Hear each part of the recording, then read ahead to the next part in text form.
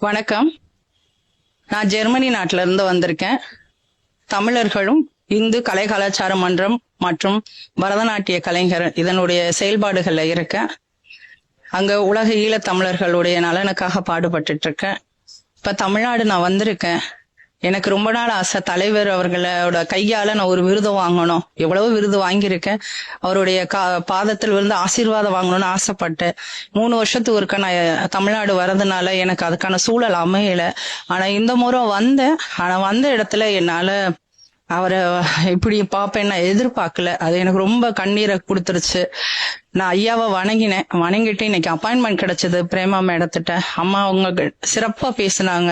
உலக ஈழ தமிழர்களுடைய புகழ சொன்னாங்க. அவங்க தேர் கொடுத்துருக்காங்க, நம்ம ஆபீஸ்ல இருக்குமான்னாங்க.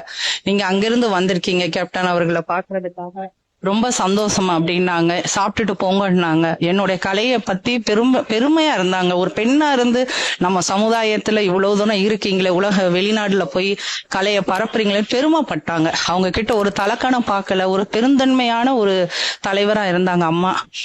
இப்போ எனக்கு தலைவர் இருந்து அவர் கொடுக்க முடியலையே, வாங்க முடியலையேன்னு கவலைப்படாதம்மா, அவரையே நான் உனக்கு கொடுக்குறேன் அப்படின்னு எனக்கு இந்த விருதை தூக்கி கையில நீ வச்சுக்கோமா அப்படின்னு சொல்லி எனக்கு இதை கொடுத்து என்னை கலையும் எங்களுடைய தமிழர்களுடைய தனிச்சிறப்பையும் அவங்க மேம்படும் முகமாக எங்களை கௌரவிச்சாங்க அம்மா அவர்கள்.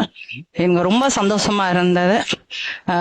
இது ஈழத் தமிழர்களுக்கும் உலக தமிழர்களுக்கும் ஒரு சிறப்பான ஒரு விஷயம். எங்களை மாதிரி வளரும் கலைஞர்களை இவங்கெல்லாம் தட்டி தோள் கொடுக்கறது அம்மாவுடைய சிறப்பு. எத்தனையோ கட்சிகள் பல வருஷமா பல தலைமுறையா ஆண்டுட்டு இருக்காங்க. நம்ம கட்சியும் ஆளுமையில இருந்த கட்சி.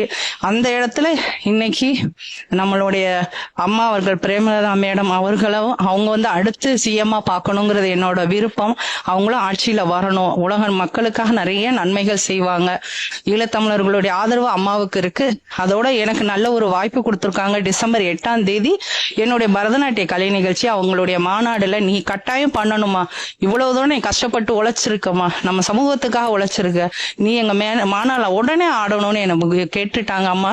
அவங்களுடைய வேண்டுதலுக்கு இடங்க ஐயாவுடைய ஆசீர்வாதத்தோட இந்த கலை நிகழ்ச்சி நான் செய்ய போறேன்.